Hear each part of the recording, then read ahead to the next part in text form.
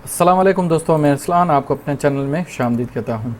जैसे कि आप जानते हैं कि जो है हम डिस्कस कर रहे हैं प्रिंसिपल ऑफ अकाउंटिंग, और जो है लेक्चर बाय लेक्चर जो है हम टॉपिक्स कवर करते जा रहे हैं जो भी रिलेटेड हैं आपके आउटलाइंस के बनस्बत। जो है मेरी कोशिश होगी कि मैं उनको आहिस्ता से कवर करता जाऊँ ताकि ये आपको समझ में अच्छी तरह आ जाए।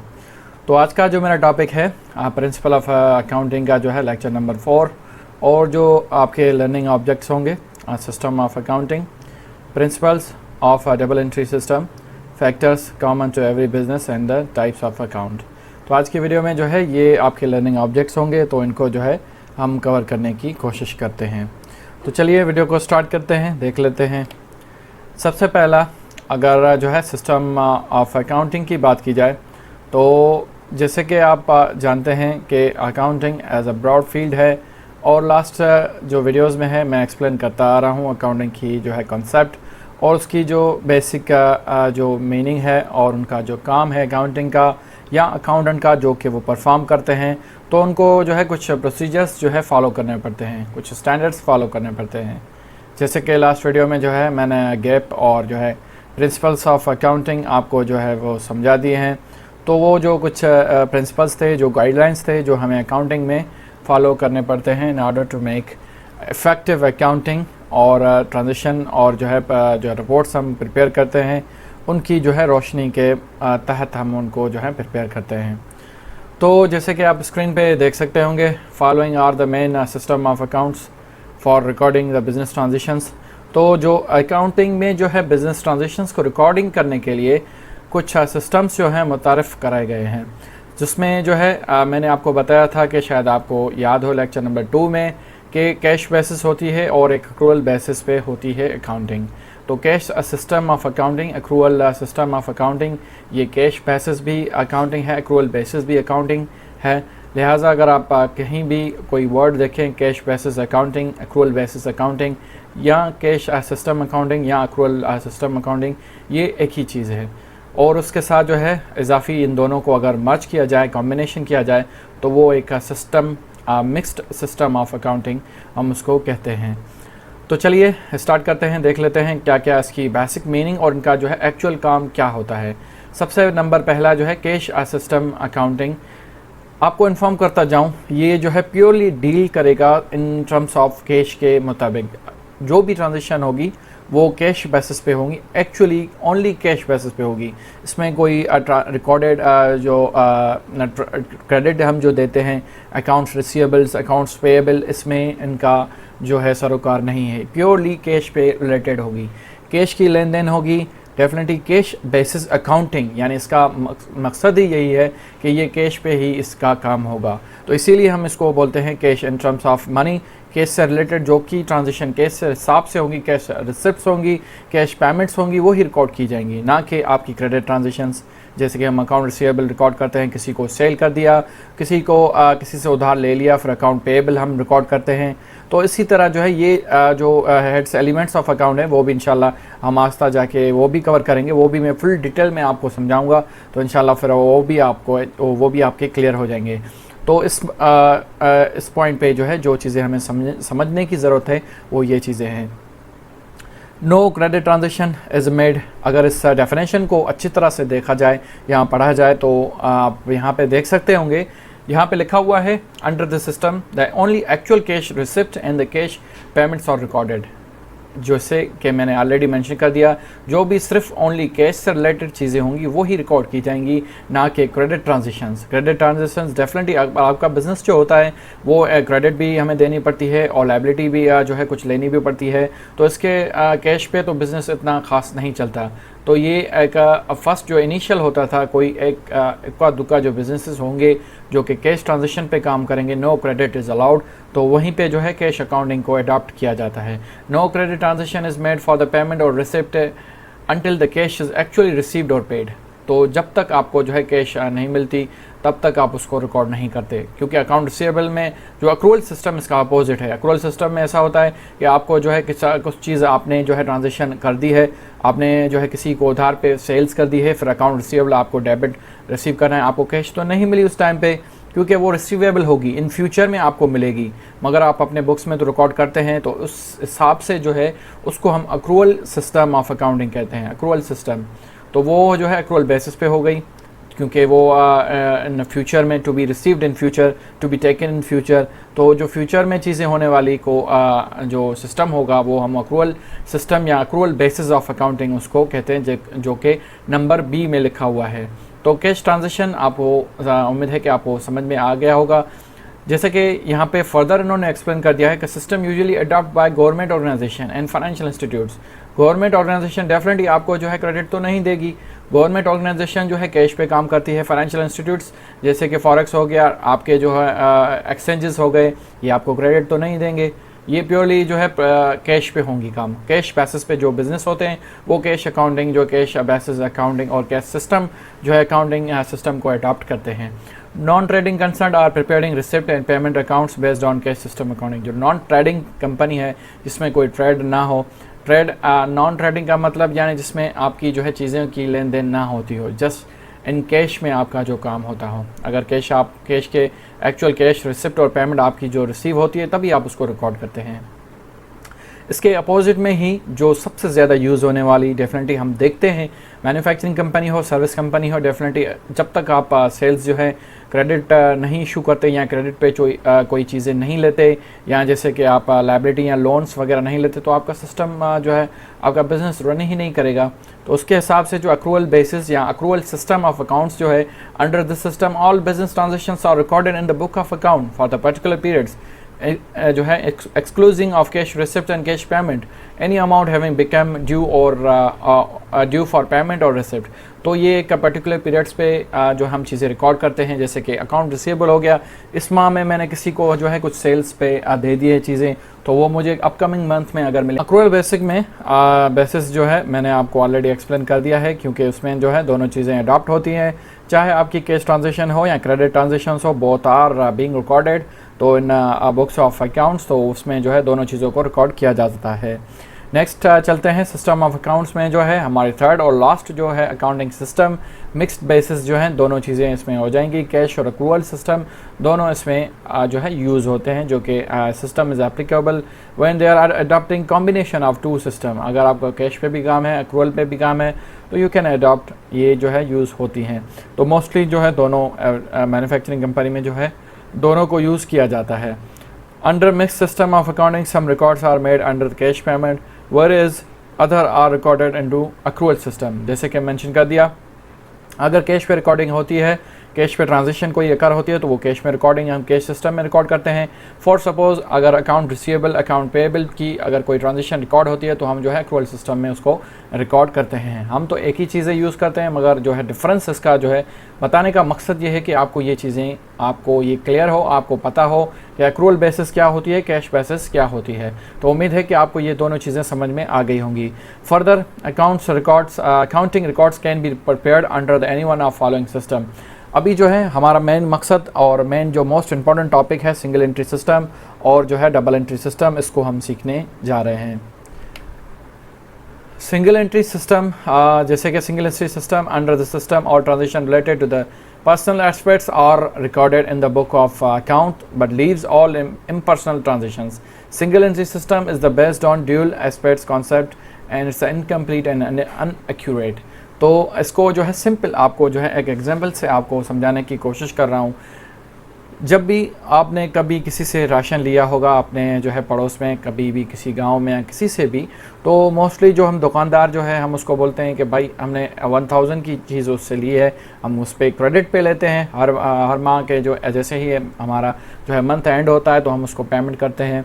तो उस हिसाब से वो जो है आपने देखा होगा वो एक सिंगल एंट्री जो है रिकॉर्ड करते हैं, ना कि डबल एंट्री करते हैं। दोनों जो है एस्पेक्ट्स हैं, दोनों उसके दो पहलू जो होते हैं अकाउंटिंग की, क्योंकि दो पहलू होते हैं ट्रांजेक्शन के, एक चीज़ जाएगी तो एक चीज़ दूसरी चीज़ आएगी। तो डेफिनेटली ये चीज़ें भी आपको मैं फर्दर इसी वीडियो में जो है एक्सप्लेन करूँगा। तो वो मोस्टली जो है हम दुकानदार जो हैं लोकल्स जो हैं एक ही बुक में जो है सिंगल एंट्री ही रिकॉर्ड करते हैं।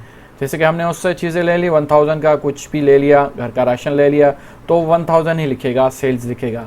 मगर अपने पास जो है उसको जो है अगर डबल एंट्री सिस्टम की बात की जाए तो उसको सपोज टू बी दोनों तरफ से रिकॉर्ड करना चाहिए, क्योंकि फर्स्ट में लिखेगा सेल और दूसरे उसके बाद जो है हमने क्रेडिट पे लिया है तो वो डेबिट करेगा अकाउंट रिसीवेबल। अगर कैश पे लिया है तो कैश डेफिनेटली उसके पास गया होगा तो वो कैश डेबिट करेगा, और सेल्स जो उसकी सिस्टम जो अर्निंग होगी वो उसको जो है क्रेडिट में रिकॉर्ड करेगा। ये चीज़ें आपको मैं इंशाल्लाह फर्दर जाके एक्सप्लेन करूँगा, तो डोंट वरी अबाउट इट। तो ये जो है सिंगल एंट्री सिस्टम का काम होता है, जो कि इनकम्प्लीट और अनएक्यूरेट होती है, क्योंकि इसमें जो है कंप्लीट इन्फॉर्मेशन आपको कभी भी नहीं मिलेगी, क्योंकि आपको नहीं पता चलेगा कि कितनी ट्रांजेक्शन हुई, कितनी कैश मेरी पड़ी है।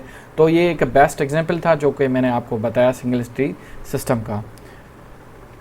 अगर डबल एंट्री सिस्टम की बात की जाए तो principle of double entry system सबसे जो मोस्ट इम्पॉर्टेंट और वाइडली यूज जो प्रिंसिपल है और जो मेथड है double entry system accounting purely इस पे बेस्ड है। तो without double entry system you can not record your transactions.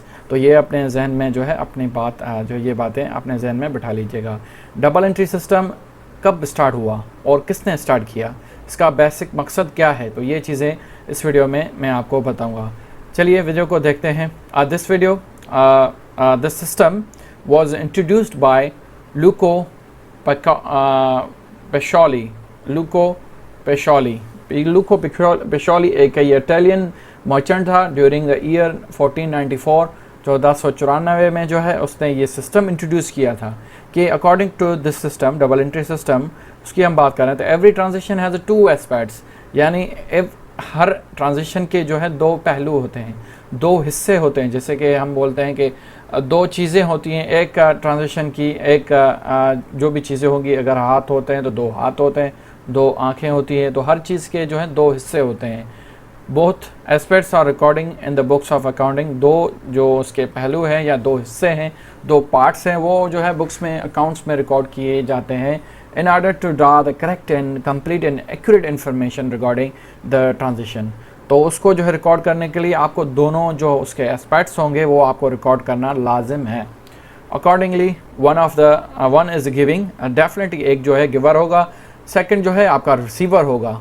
One aspects आपका गिवर, सेकंड आपका रिसीवर। फॉर सपोज अगर आप दुकान पे जाते हैं, कोई चीज़ लेने जाते हैं, आपने जो है 5 kg का फ्लोर ले लिया, तो आप कस्टमर हैं वो, और दूसरा बंदा जो होगा वो शॉपकीपर है, आप उसको क्या दे रहे हैं, you are giver, you are giving money. In other words shopkeeper receiving money from your side, तो वो रिसीवर हो गया शॉपकीपर, और इन केस में इस केस में आप गिवर हो गए। तो ये दोनों चीज़ें उसको रिकॉर्ड करनी है to adopt a correct accounting, to record a authentic and accurate accounting transition. तो each aspects will be recorded in one account, and this method of writing every transaction and two accounts known as a double entry system of bookkeeping। जो है bookkeeping जो definitely हम details में पढ़ चुके हैं, जैसे कि मैंने ऑलरेडी आपको बताया था कि बुककीपर जो है दो रिकॉर्ड्स, अभी दो अकाउंट को वो जो है मैनेज करेगा, दो अकाउंट्स में उसको मैनेजिंग करनी पड़ेगी। इसी एग्जांपल को अगर सोचा जाए तो जैसे कि आप गए, आपने उसको कैश दिया, इन रिटर्न्स आपने उससे फ्लोर ले लिया, तो आपका काम तो हो गया फिनिश। अभी जो शॉपकीपर का जो काम होगा वो उसने आपसे कैश ली, तो डेफिनेट उसकी कैश जो है इंक्रीज़ हो गई। तो जैसे ही उसकी कैश इंक्रीज़ हो गई तो वो अपने अकाउंट में जो है डेबिट कैश उसने रिसीव किया है, तो कैश अकाउंट में जो है ट्रांजेक्शन वो अपनी रिकॉर्ड करेगा। और उसके बाद जो है इन अदर वर्ड आप उसने क्या सेल किया, सेल्स की हैं, डेफिनेटली सेल की है, मर्चेंडाइज शॉपकीपर है तो उसने सेल्स की हैं, सेल्स अकाउंट में अपनी जो है सेल्स भी रिकॉर्ड करेगा विद द सेम अमाउंट। 500 का उसने कैश लिया है तो सेल्स भी 500 का ही रिकॉर्ड करेगा। For suppose purchase of machinery for the cash, in this transaction receiving machinery is a one aspects.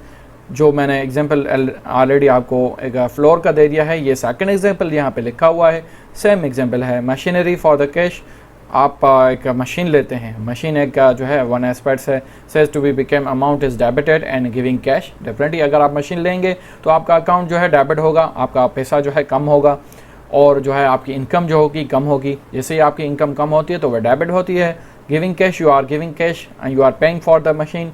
तो another aspect says to be the account is credited with equal amount. तो जो machine आप जिससे आप machine ले रहे हैं, आप जिसे दे रहे हैं, और दूसरा जो बंदा होगा वो अपनी सेल्स रिकॉर्ड करेगा, उसने सेल की है, उसके लिए वो इनकम हो गई, तो वो जो है अपनी सेल्स जो होंगे रिकॉर्ड क्रेडिट करेगा। तो the basic principle of system is that every debit there must be corresponding equal to the credit. तो हर ट्रांजेक्शन का जो है डेबिट होगा तो उसका इक्वली करस्पॉन्डिंग जो है इक्वल क्रेडिट भी इतना ही होगा। Must be corresponding and must be equal from both side. तो दोनों तरफ से जो है ये चीज़ें डेबिट और क्रेडिट आपकी इक्वल होने चाहिए। तो डबल एंट्री सिस्टम का जो है पूरा कॉन्सेप्ट जो मैंने कोशिश की आपको एक्सप्लेन करने की, उम्मीद है कि आपको वो समझ में आ गया होगा। चलिए बढ़ते हैं आगे। डबल एंट्री सिस्टम के एडवांटेजेस, अगर एडवांटेजेस की बात की जाए तो डेफिनेटली इसके अच्छे जो है एडवांटेजेस हैं। सबसे पहला advantage, the system provides information about the concern as a whole. ये पूरी ट्रांजेक्शन इकोनॉमिक इवेंट का आपको जो है पूरा पिक्चर दिखाता है, दोनों चीज़ें, दोनों एस्पेक्ट्स आपको क्लियर करके देता है। It is possible to evaluate the operational efficiency of the concerns.